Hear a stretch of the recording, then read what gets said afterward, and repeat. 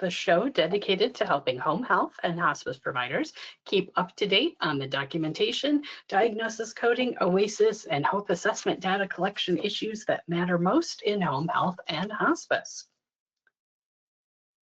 Talk aims to bring you closer to reliable experts in home health and hospice, and to share the latest news and information from the industry and from the Association of Home Care Coding and Compliance. I'm Jan Milliman, Director for the Association of Home Care Coding and Compliance, and I'm happy to be hosting today's program. And this afternoon, we're talking about what defines skilled service.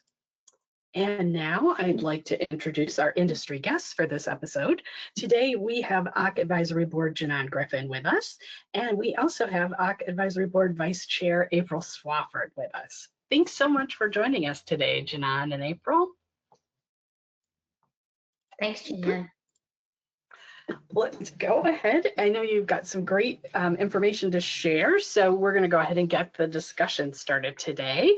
Listeners, if you have any questions for our panelists today, please go ahead and ask them in the chat pane or the question box, and we'll try to get to as many of those questions as we can.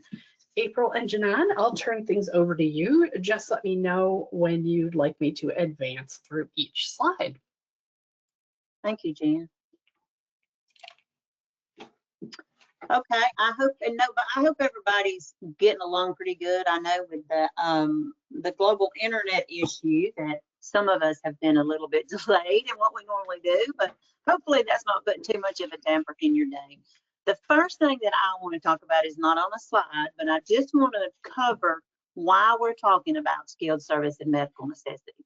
There have been an increasing number, and if you're on any of the Coding and OASIS Facebook groups, you have seen the discussions about denials for medical necessity.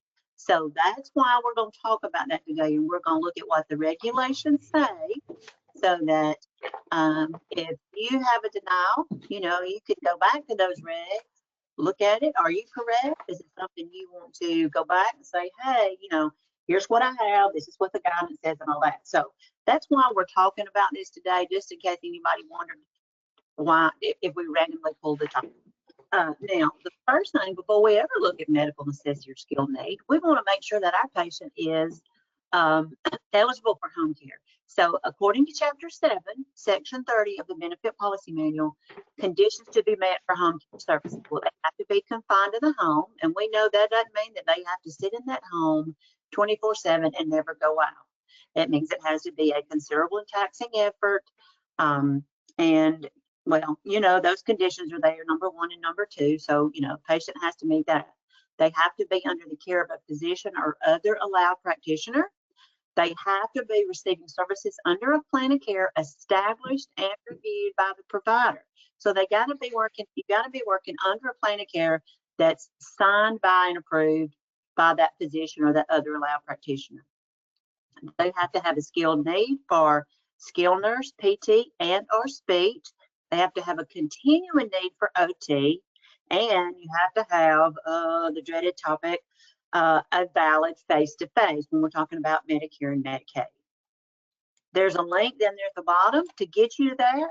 I don't know, it won't be a click link for you, but you can always copy and paste it if you want to go and look at where this was pulled from. Okay, Jan. All right, so here's our poor old patient. Click it one more time, Jan. They're not homebound. You see all them dressings on them? They might have wounds all up and down both of their lower legs. And if you've been out in the field, you've seen those patients. But if they're not homebound, they have no qualified provider, or they have no skilled service, next, click one more time, Link. They're going to be up the creek without a paddle. Medicare doesn't care what's going on with them if those criteria for Medicare eligibility, for home health eligibility are not met.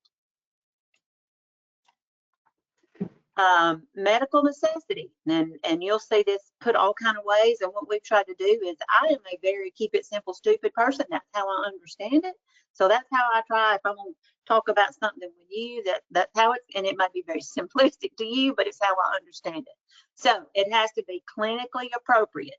Is it effective for the patient's condition? We can't go in there and do experimental.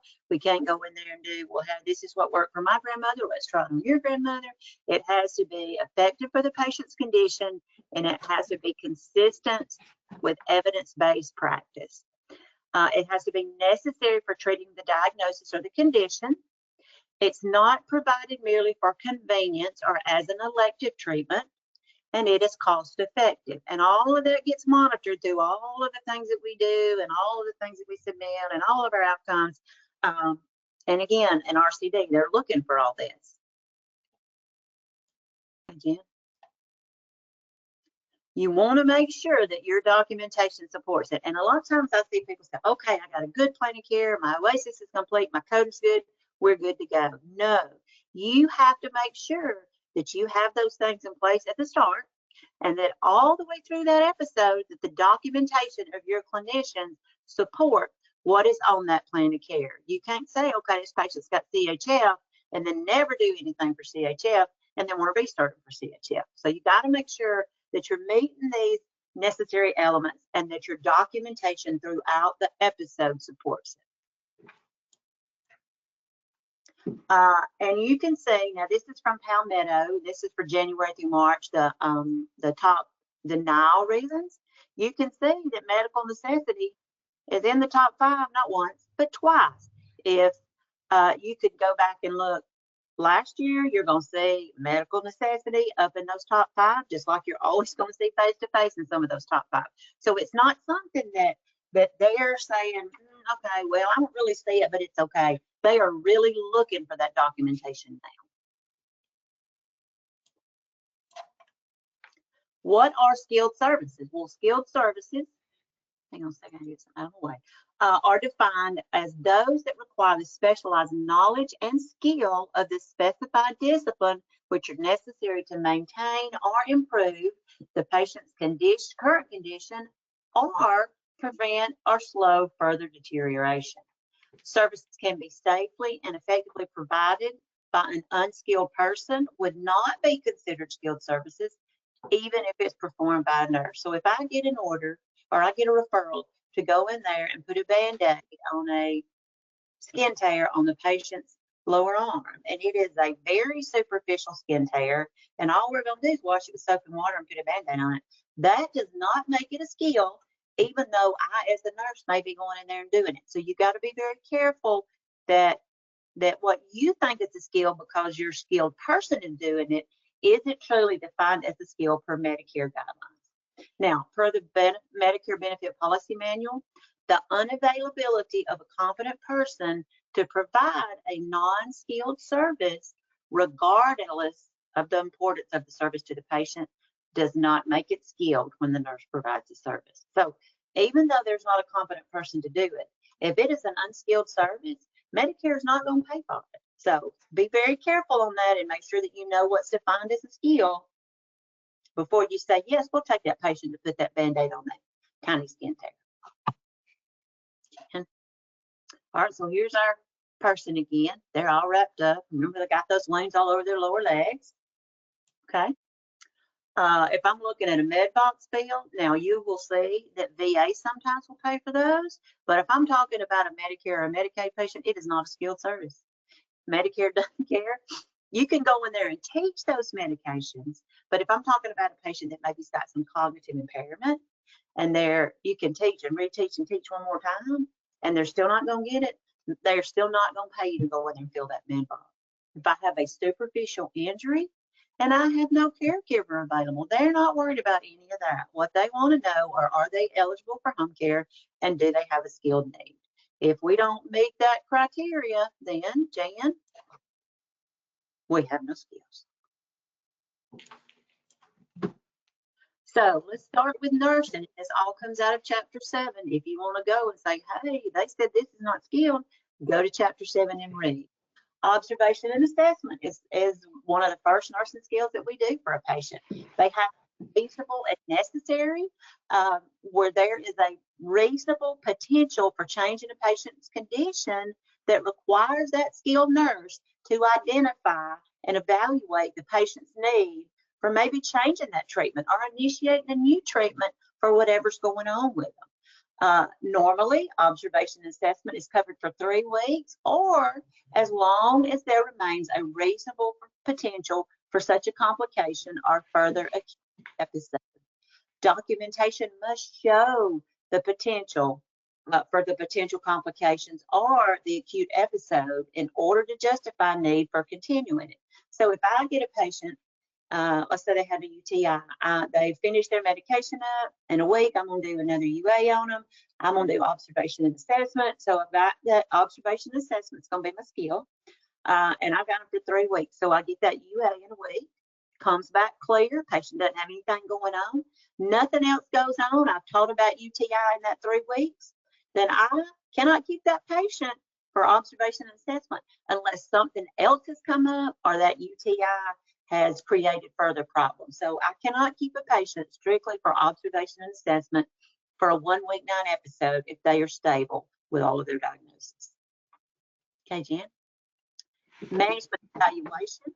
Now, we're talking about this one under nursing. You will rarely see nurses use it, but it can be used. The documentation has to be very specific. So you want to make sure that you read Chapter 7, you look at some examples of what that looks like. You'll see it used much more with your therapies when they're looking at those ALS patients, maybe those MS patients. But management evaluation are reasonable and necessary where underlying conditions or complications require that only a registered nurse can ensure that essential unskilled care is achieving its purpose. I can tell you that I remember doing in my clinical practice management evaluation one time, and it's because we were getting ready to discharge the patient. They lost their caregiver, they got a new caregiver. So, and when that new caregiver came in, we taught them what, I don't even remember what we were doing, but it was an unskilled something. So we stayed in there for a few more weeks to teach that new caregiver that unskilled care that they would be providing. So that's an example of when you might see it used. All right, I'm gonna let J'non go now.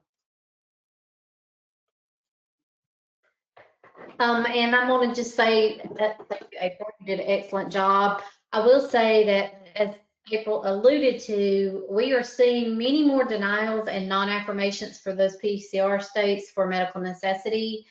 So if you go back to even medications and teaching medications, you need to document why the patient needs that education. Just because they're on 20 medicines, they may have been on 20 medicines for 5 years and they know everything about them.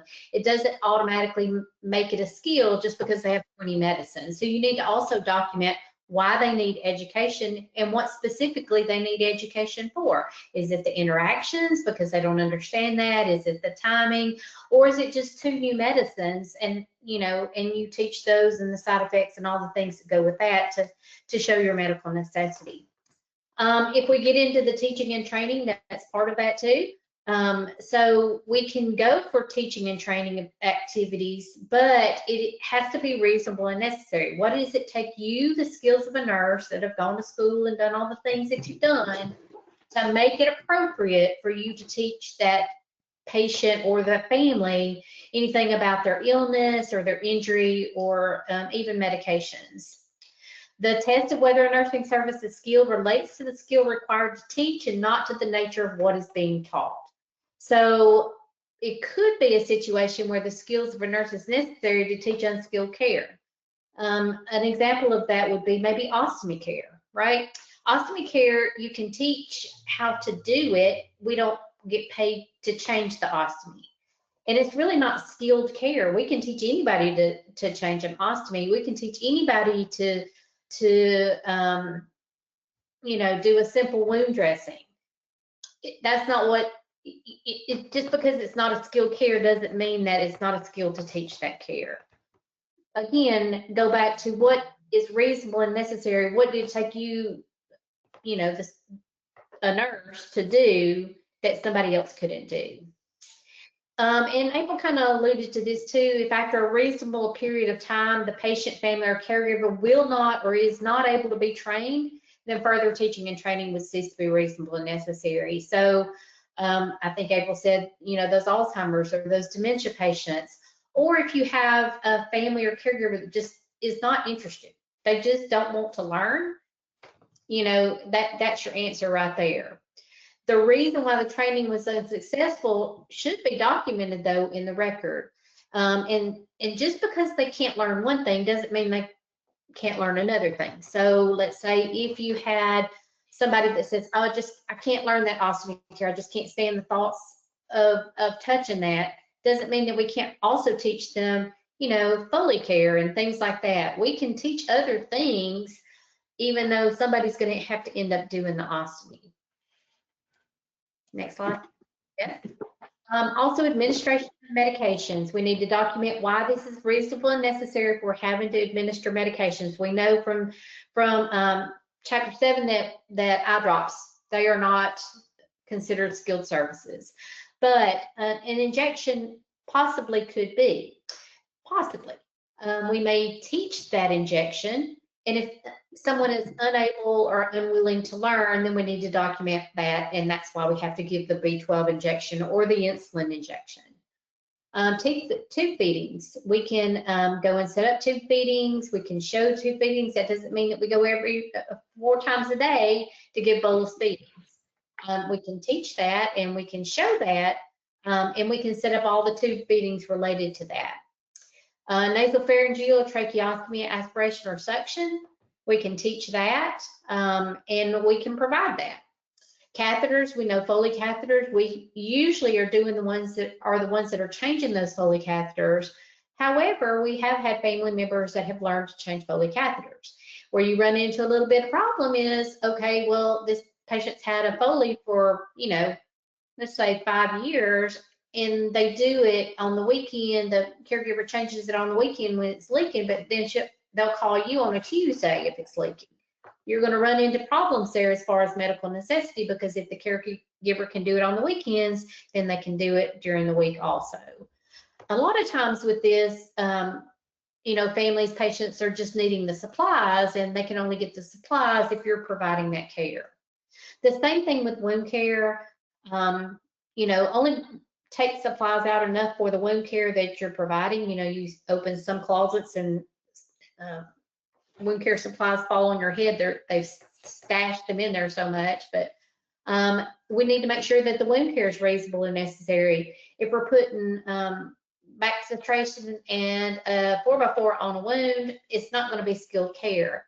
And just because you put expensive wound care on a client does not make the wound skilled either. So you have to look at it both ways, and you need to document. You need to document the measurements at least once a week. What does the wound look like? What does the peri wound look like? All of that needs to be included. Ostomy care, like I said earlier, ostomy care during the immediate post-operative period or in the presence of associated complications. We need to document clearly why skilled nurse is doing that and why it's needed. Again, it's not for long-term. The long-term is teaching of that ostomy care to a caregiver or even to the patient. The teaching services and the patient caregiver response has to be documented for that to cover. Again, does not cover ongoing routine ostomy care. I've had a lot of agencies said, but there is nobody else. That still doesn't make it a skill. And so it's very clear, and actually ostomy care is one of the items in Chapter 7 that says, hey, ongoing ostomy care is not a skill. If we look at other things like medical gases, heat treatment, rehab nursing, venipuncture, student nursing visits, and psychiatric evaluation, therapy, and teaching, all of that is addressed in Chapter 7. We have seen a little bit of uptick in rehab nursing as therapy goes out. Maybe some rehab nursing is in just to help with, you know, making sure that patient is maintaining their rehabilitation progress. Venipunctures, we know, as an independent skill is not being, however, you can do venipunctures if it's ordered and there is another skill.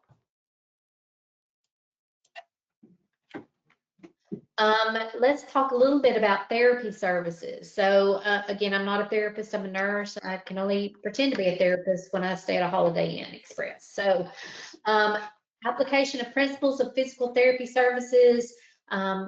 The assessment is a therapy service that's skilled. Therapeutic exercises, gait training, range of motion, maintenance therapy, as April alluded to earlier, ultrasound, shortwave, and microwave diathermy treatments, hot packs, infrared treatments, paraffin baths, whirlpool baths, all of those usually around pain. And then wound care can be provided if it's within the scope of the State Practice Act for that therapy. Now, most therapists, even in therapy school, have learned debridement. And so a lot of times they're even better at wound care than nurses are. And so especially as we get into the PD gym environment, we want to make sure. Now, I will also say that Palmetto specifically has looked at if you have nursing doing wound care and therapy is also in there, they are questioning why that nurse is reasonable and necessary when the therapist could do the wound care, and they can do it in most states. If we look at SLPs or speech language pathologists, we're going to have them, what's going to be reasonable and necessary for them is assessment of rehab needs and rehab potential, services that are directed towards specific speech or voice production as a result of their illness or injury, swallowing exercises a lot of times, related to strokes and things like that. Services that can improve, maintain, or prevent or slow further deterioration in the patient's ability to carry out communication or feeding activities. You know, they may suggest, especially if they're having swallowing activities, a special kind of diet or something like that to keep them from choking when they swallow. Speech, voice, language, communication task, and cueing that directs the patient towards speech language communication goals on the plan of care. And talking about therapy, PT/OT, and ST, they need to have short and long-term goals, and those all need to be addressed, even ongoing. If you have a PTA, they need to be addressed ongoing. Further, for the speech language, train the patient, family, or caregivers to augment the speech language communication, treatment, to establish an effective maintenance program, services of that speech language pathologist to assist patients with things like aphasia in rehab of speech and language skills, and services to assist patients with voice disorders, and they can help properly develop control of the vocal and respiratory systems for correct voice production.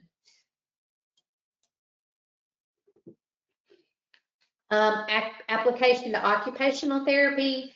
We know their assessment is included in Chapter 7, the planning, implementing, and supervision of therapeutic programs, such as task-oriented therapeutic activities designed to restore physical function, planning, implementing, and supervising therapeutic tasks and activities designed to restore sensory integrative function, and planning, implementing, and supervising of individualized therapeutic activity programs as part of an overall active treatment program for a patient with diagnosed psychiatric illness. We see this a lot. So if you have a psych patient, we usually see occupational therapy in there, providing those programs. If you have occupational therapy and physical therapy on the same patient, make sure they're not duplicating services. Make sure that PT is not doing upper body range of motion and things like that when occupational therapy is doing it. We often see occupational therapy helping with ADL skills. Again, teaching compensatory techniques to improve the level of independence in the activities of daily living, designing, fabricating, and fitting of orthotic and self-help devices, and vocational, pre-vocational assessment and training. We also see occupational therapy used a lot in COPD patients to help with their respiratory.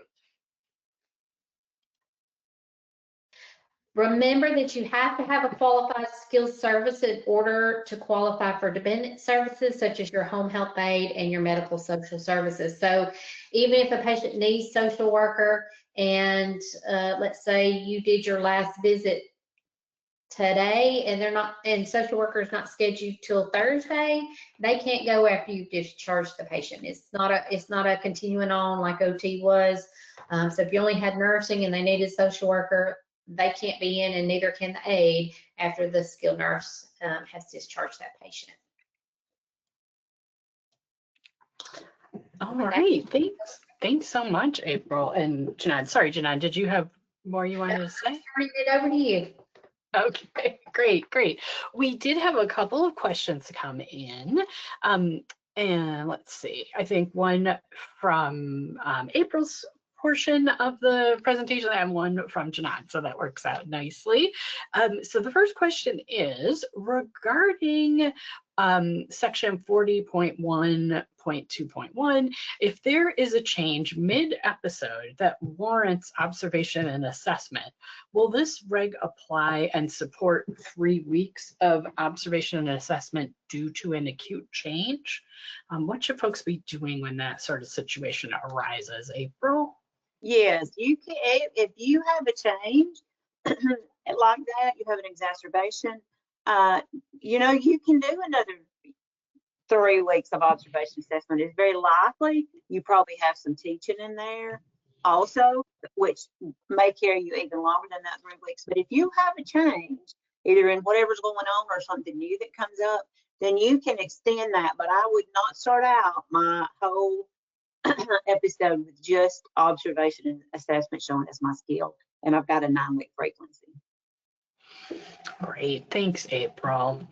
And then the next question goes along with some of what J'non shared, but maybe there is some advice that we can give this listener. So she's asking, we're seeing a lot of non-affirmations for nursing when PT is also in.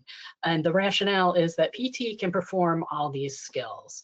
Nursing is performing medication teaching, disease process education, and even wound care, but Palmetto is denying because therapy can do these services as well. J'non, any advice for folks encountering that issue? Yes, and you're not going to like my piece of advice is more documentation. So if you think that, let's say wound care, and you think the nurse has to do it because PT is not able to do it, then you need to show, or you need to state somewhere in that record that either in your state, PT isn't allowed to do it, that PT doesn't have a competency for it. It's almost like you're having to document when you have to give an injection and a caregiver's not available. Think of it kind of like that.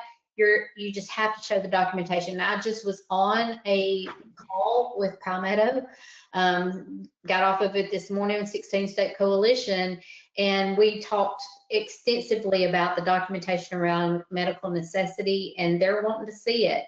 And even at the beginning, right? So if you have nursing and therapy both ordered, we know that nursing has to go out to do the admission. However, you know, if there's really not a skill, they're going to start denying it. And, you know, I have my feelings about that, but that's what they're wanting to see. Thanks, J'non.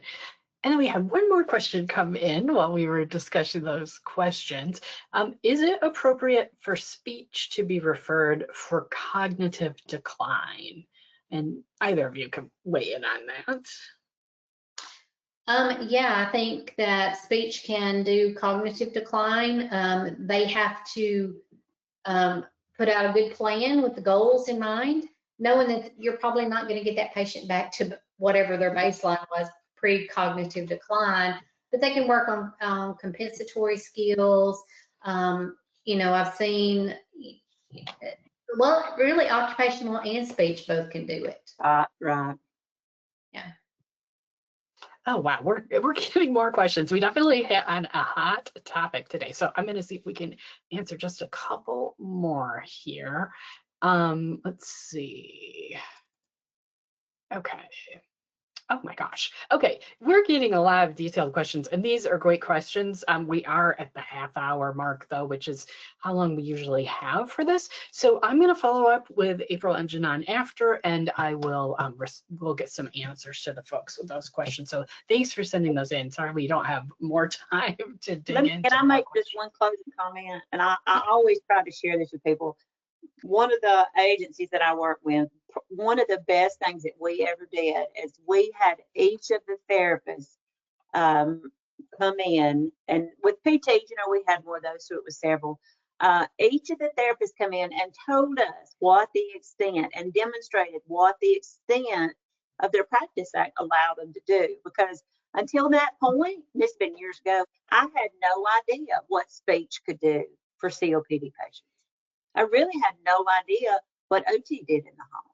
So if that's something that you could manage in your agency, let them come in and do it. Because as a nurse, like J'non said, I only pretend like I know stuff about therapy. They used to send me in sometime for rehab nursing, and I'm like, Lord have mercy, somebody's done lost their mind.